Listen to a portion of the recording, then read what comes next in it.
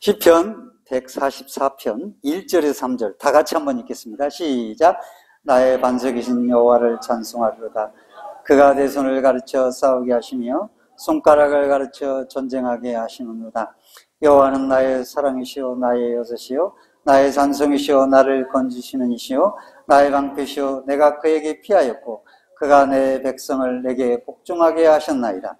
여호와여 사람이 무엇이기에 주께서 그를 알아주시며 인생이 무엇이기에 그를 생각하시나이까. 아멘. 오늘은 시편 144편 1절에서 3절까지를 가지고 다윗의 감사라는 제목으로 말씀을 드리기를 원합니다. 시편 144편은 다윗의 시입니다. 구약에서 다윗이 이제 그 배경이 헬라어로 기록된 70인역 번역. 원래 구약은 다 히브리어로 기록되어 있잖아요. 근데 애굽 왕이 유대인 12지파에서 72명을 모아가지고 지금 만국 공통어가 헬라어인데 헬라어로 좀 성경 좀 번역해 해가지고 알렉산드리아에서 지역의 학자들을 모아놓고 번역을 한 것이 70인역이라. 히브리어도 헬라어로, 신약도 헬라어로 번역을, 구약을 다 헬라어로 번역을 한 것이죠. 신약은 헬라어로. 그렇게 그걸 70인역이라는데 500년 동안 사용을 했어요. 그런데 좀 지나니까 언어가 바뀌어. 그 언어가 이제 라틴어가 된 거지. 라틴어가 서방의 공용어가 됐어요. 그래서 라틴어로 번역을 하자. 그게 뻘게이트예요. 근데 이 헬라어 70인역에서 뭐라고 했냐면 그 표제가 골리앗에 관하여라고 144편을 기록을 했어요. 다윗이 골리앗과 싸우고 난 후에 기록한 다윗의 시구나. 그런 걸 우리가 알 수가 있죠. 근데 뻘게이트는 뭐라고 하냐면 뻘게이트 역도 역시 골리앗과 대결해서 승리한 후라고 기록을 하고 있어요. 그러니까 다윗이 이 시편 143편을 쓴 때가 언제냐면 바로 골리앗과 대결해서 승리한 후에 기록했구나 라고 하는 것을 알 수 있어요. 그럼 승리한 후에 바로 가서 기록했겠어요? 나중에 왕이 되고 난 뒤에 지나간 과거를 다 돌아보니까 전쟁도 많이 했고 참 승리를 많이 주셨구나. 그게 기억나. 그래서 144편을 기록했다 라고 하는 것이죠. 골리앗과 결투를 생각하면서요. 근데 우리가 여기서 다윗이 1절에서 3절에 보면은 세 가지를 감사하고 있는데, 첫째로 하나님이 자신을 가르쳐 승리케 하심을 감사했어요. 손을 가르쳤대. 손을 가리키다.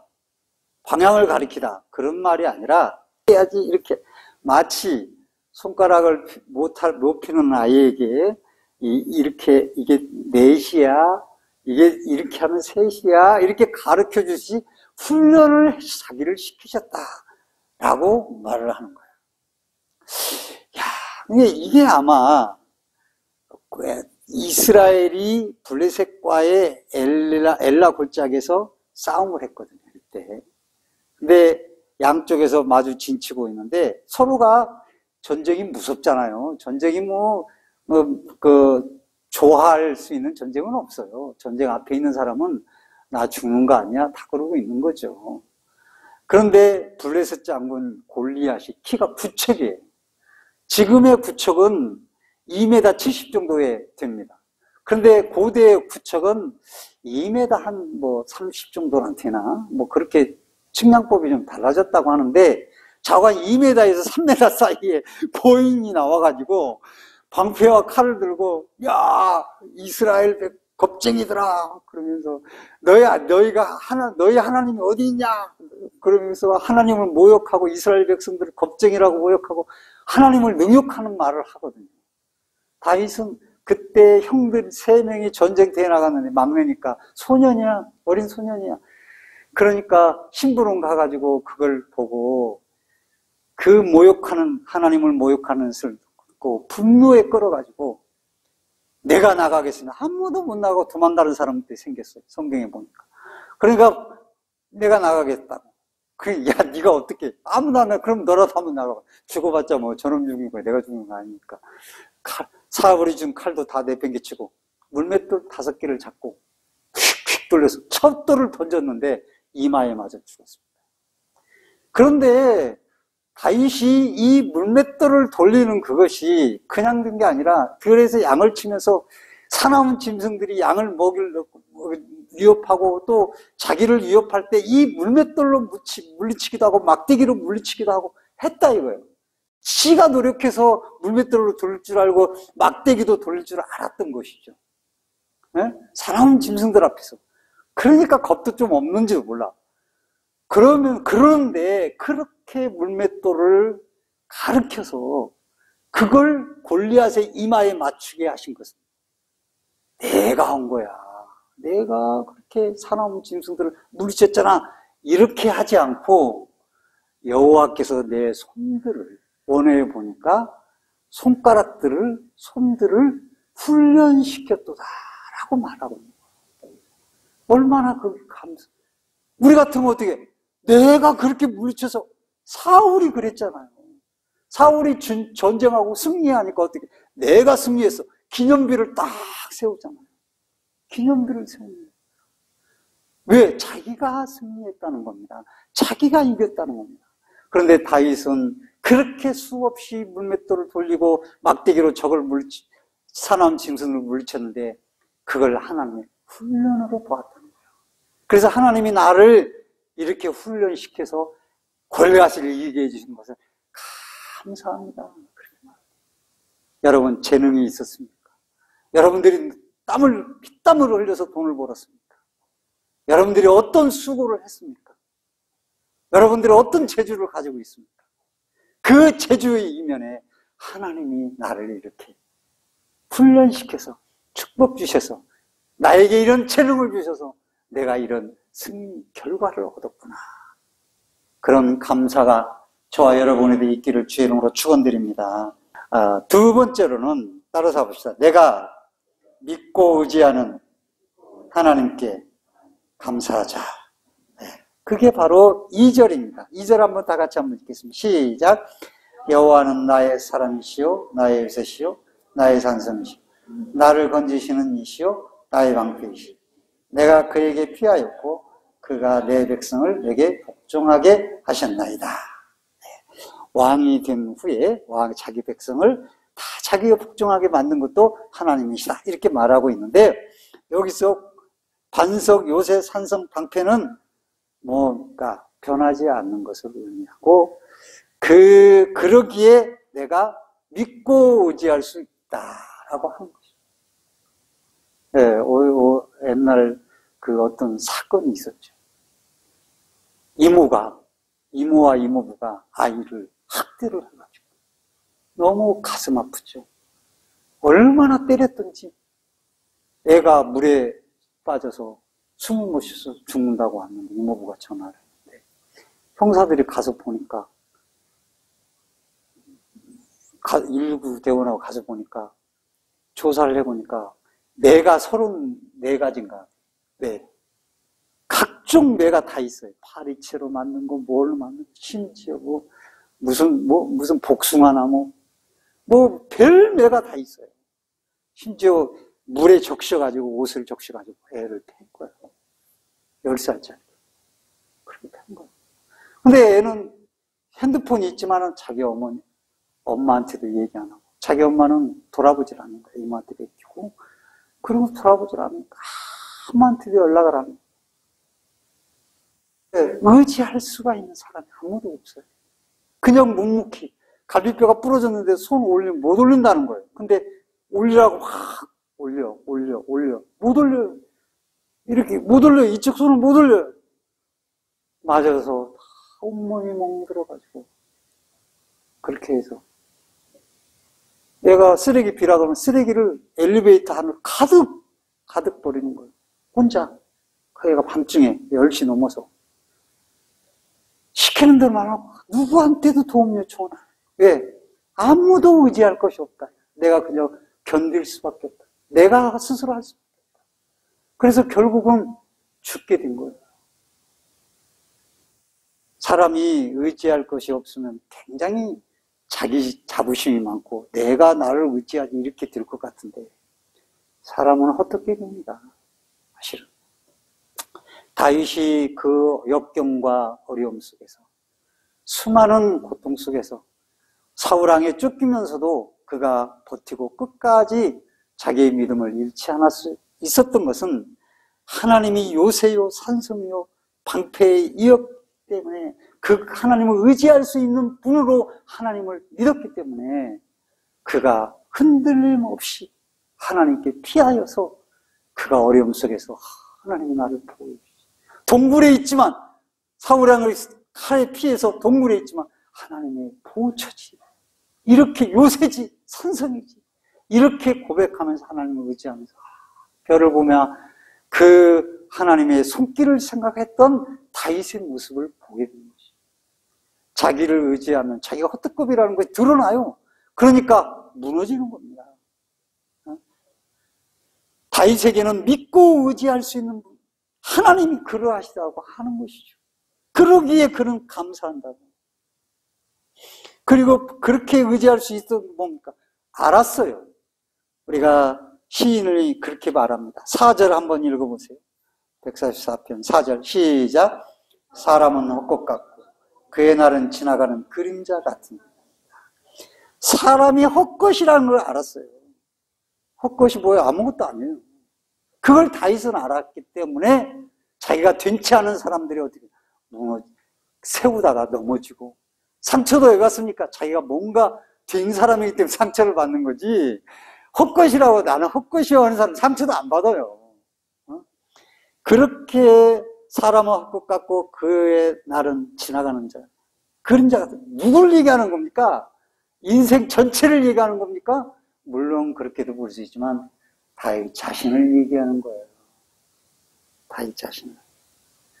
사람은 아무것도 아니라는 거예요. 연약하고 뛰며 그의 날은 마치 휙 지나가는 그림자와 같다. 의지할 대상이 아니라는 거예요.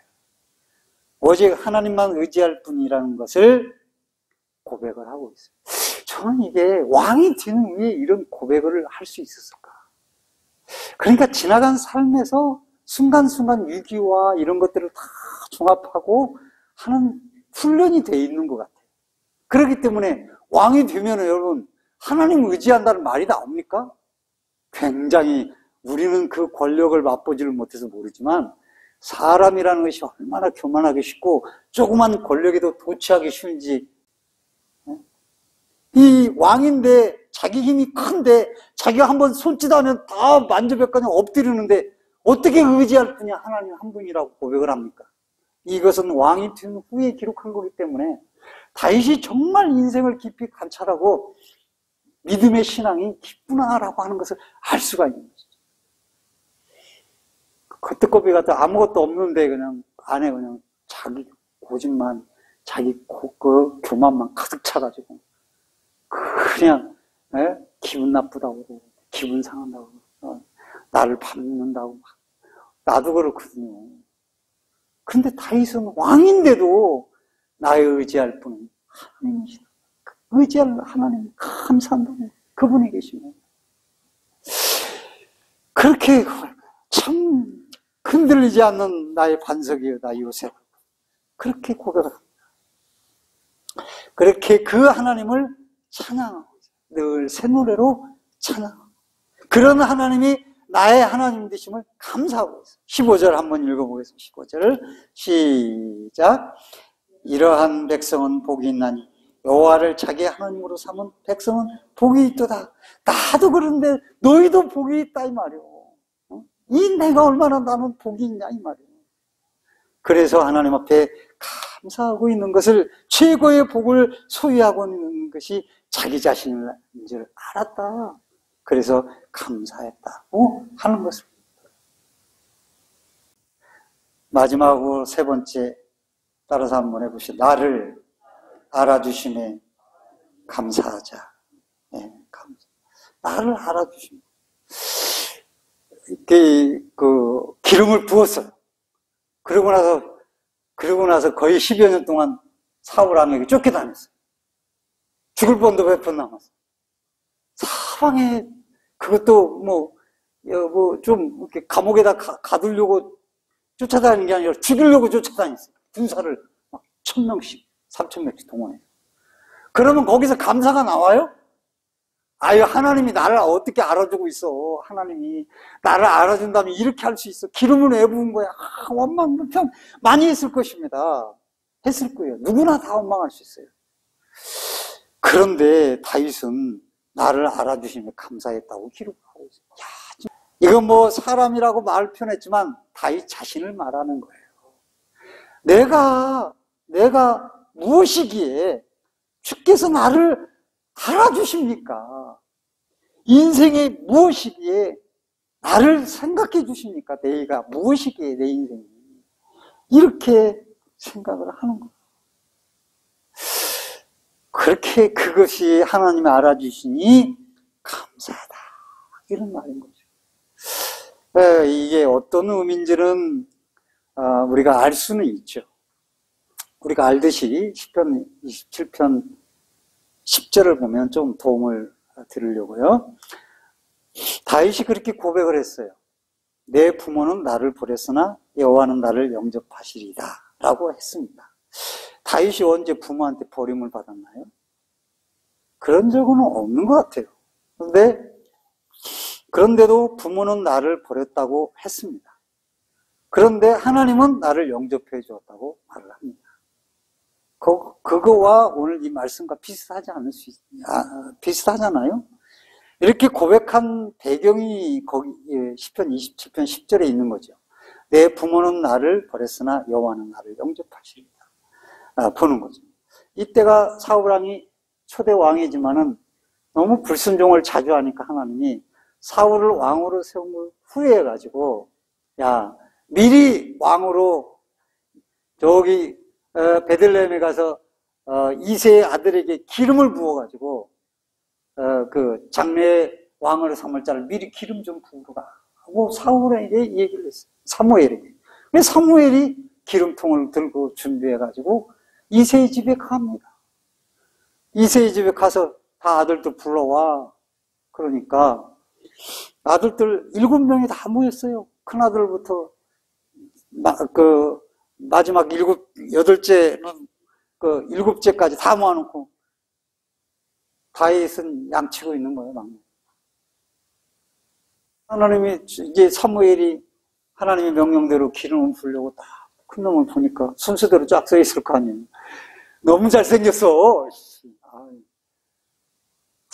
어떤 분이 그래요. 내가 이렇게 옷을 입고 갔더니, 옷이 너무 멋있다고.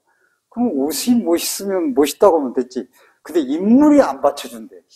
그게 또 뭐야, 그게. 이런 데가 뭐가 많이 났다나? 그런데 이런 거 좀 빼라고 그래. 그날 됐다 그랬어요.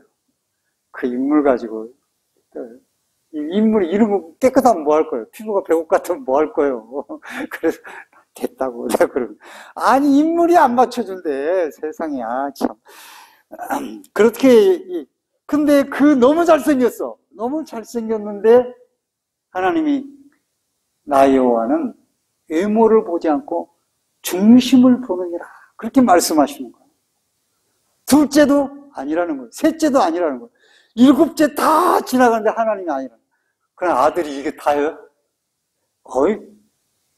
왜 그러지? 왜? 아마 이세는 좀 의아했을 겁니다. 하나 있긴 있는데요. 양치고 있어요. 들에 가서. 야, 빨리 불러와라. 다윗을 불러왔어. 다윗이 와서 보니까 알았는지 몰랐는지 모르지만은 다윗은 좀 섭섭했을 겁니다. 그렇지 않겠습니까? 막내를 갖다가 그것도 어린애를 갖다가 양치라고 보내고 말이지. 그러면 없으면 빨리 와야지. 아들이냐 찾으니까 그때서 이 얘기를 하고 말이지. 섭섭한 게 좀 있었을 거예요. 그래서 다윗을 데려오니까 이는 내 마음에 합한 자다 라고 말씀하시는 거예요. 그 사무엘이 그렇게 기름을 거기에다 부었잖아요.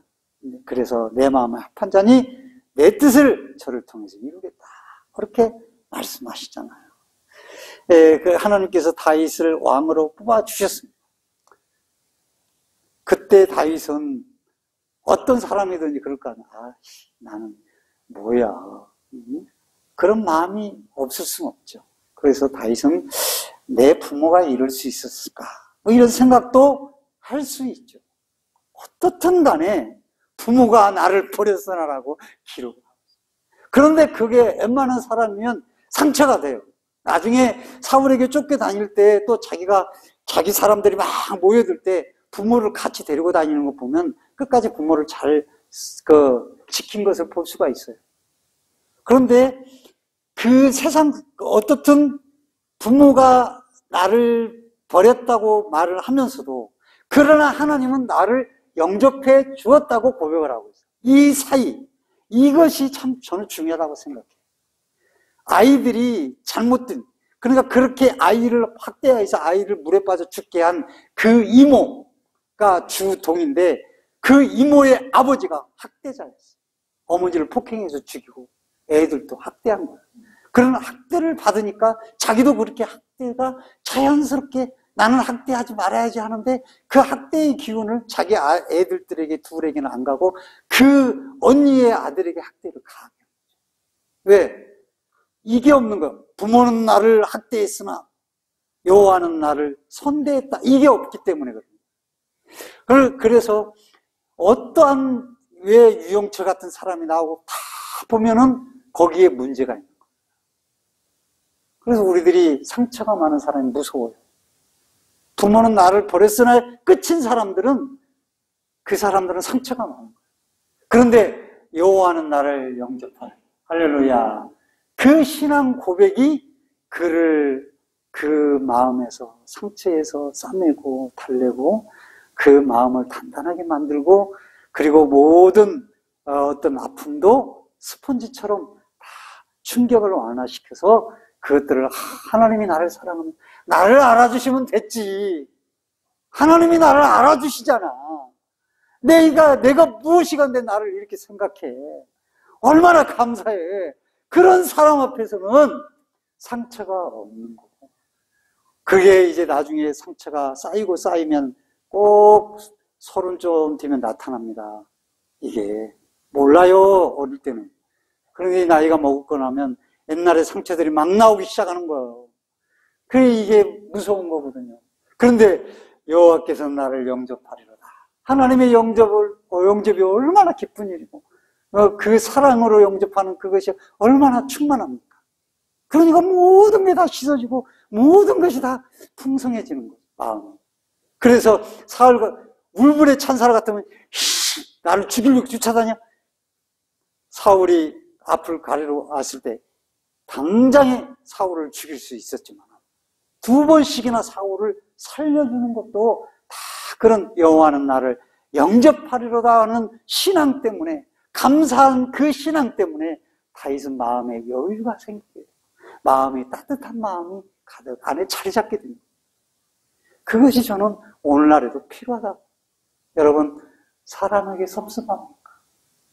자녀에게 섭섭합니까? 부모에게 섭섭합니까? 누구에게 섭섭합니까? 사람은 다 나를 알아주는 것 같지만 어느 때는 위기 때는 다 나를 몰라 할 수 있고 내 마음 나도 잘 모르는데 어떻게 다 내 마음을 다 알 수 있어요. 그러나 사람은 자기 선이 있기 때문에 왜 이 선에 나를 알아주지 못하는 거야? 이 선을 왜 무너뜨려 주는 거야? 왜 이 선에서 나를 밖으로 끌어오는 거야? 하고 거기에 아픔을 가지고 있지만 그 넓은 하나님의 사랑이 자기를 알아주는 하나님의 품에 안길 때에 그 모든 상처도 다 씻겨지고 아픔도 치유되고 건강해지게 그리고 건강한 사람으로 사회에 나가서 살 수가 있게 됩니다. 여러분, 중요합니다. 부모는 나를 버렸으나 세상은 나를 버렸으나 친구는 나를 버렸으나 세상은 나를 알아주지 않아. 비록 사람들은 나를 비웃고 조롱할지라도 여호와는 나를 알아주시고 나를 영접해 주시고 내가 무엇이기에 나를 영접해 주시니까 주님이 만군의 하나님이 나를 영접해 주시 얼마나 감사한가. 이 고백이 저와 여러분에게 있기를 주의 이름으로 축원드립니다. 이게 하나님이 나를 알아주고 인정해 주시면 최고로 감사할 일이다. 그것이죠. 말씀을 맺겠습니다. 결론을 지면은 다윗은 자신의 손가락을 훈련시켜서 승리 주심을 감사했습니다. 골리앗을 이긴 것을 자기가 쟁취한 것이 아니요 하나님이 주신 승리로 고백했습니다. 귀한 신앙의 고백이죠. 둘째로 자기를 자기 하나님으로 여호와를 자기 하나님으로 삼게 해주신 것을 감사했습니다. 세 번째로 자기 자신을 인생이 헛것이고 아무것도 아닌데 알아주신 것을 감사했습니다. 부모는 자기를 버렸다고 했지만 하나님은 자기를 여호와는 나를 알아주시니 얼마나 감사합니다. 그것을 감사했던 것을 봅니다. 오늘 이제 감사절 말씀을 세 번째로 마무리하면서 다윗의 감사가 의미를 잘 살펴보면서 이 감사가 나에게도 그리고 여러분에게도 있으시기를 주의 이름으로 간절히 축원드리겠습니다. 우리 찬송 부르시고 다 같이 통성으로 한번 기도하겠습니다.